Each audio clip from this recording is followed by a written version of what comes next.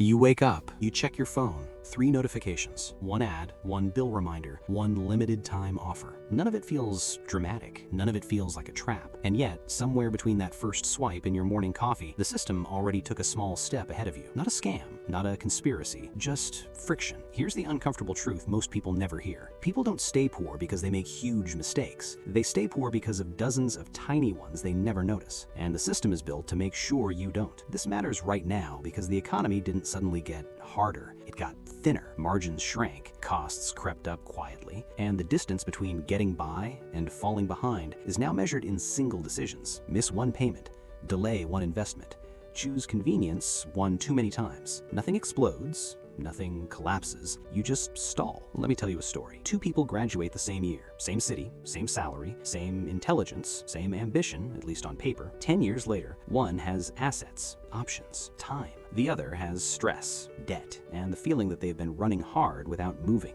What changed? Not luck, not hustle, not talent. Friction. Friction is anything small that makes the good choice slightly harder and the bad choice slightly easier. A $35 overdraft fee, a subscription you forgot to cancel, a minimum payment that feels responsible, a checkout button that saves your card by default. Each one is tiny. Together, they compound faster than interest. Here's how the system actually works. Money flows to whatever has the least resistance. Corporations know this. Banks know this. Apps definitely know this. And that's why saving money requires forms, waiting periods, and discipline, but spending it takes one tap and Face ID. That imbalance is not accidental. Take overdraft fees. In the US, banks make over $7 billion a year from them. Most of that money comes from people with less than $1,000 in their account. Read that again. The poorest customers subsidize the system through friction. Or look at credit cards. The minimum payment isn't there to help you. It's there to slow you down just enough to keep interest flowing. On a $5,000 balance at 20% interest, paying only the minimum can keep you in debt for over 15 years. 15! That's not a debt problem. That's a time trap, and it works because the pain is delayed and abstract. You don't feel 20%, you feel $120 today. Now zoom out.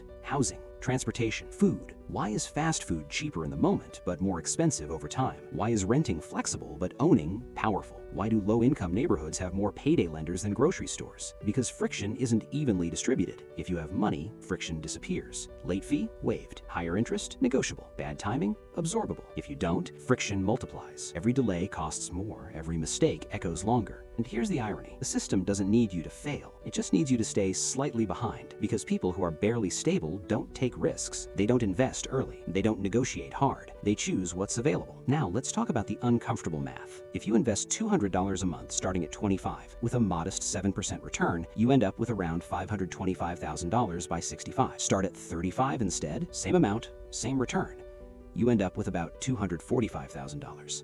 Nothing dramatic changed, no bad decisions, just 10 years of friction.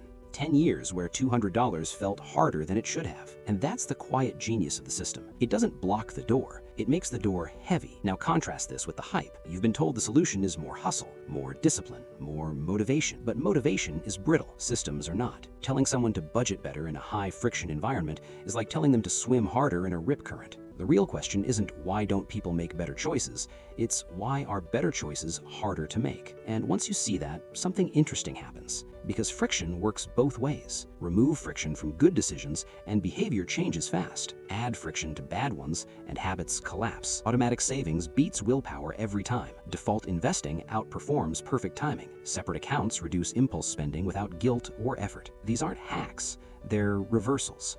You stop fighting the system head on. You flip its physics. The people who quietly build wealth aren't smarter. They're not more disciplined. They just design their lives so the right move is the easiest move. And that leads to the bigger implication. Society built on friction inequality doesn't collapse loudly. It stalls silently. People feel tired, not angry. Busy, not trapped. Responsible, yet stuck. And when millions experience that at once, you don't get revolution.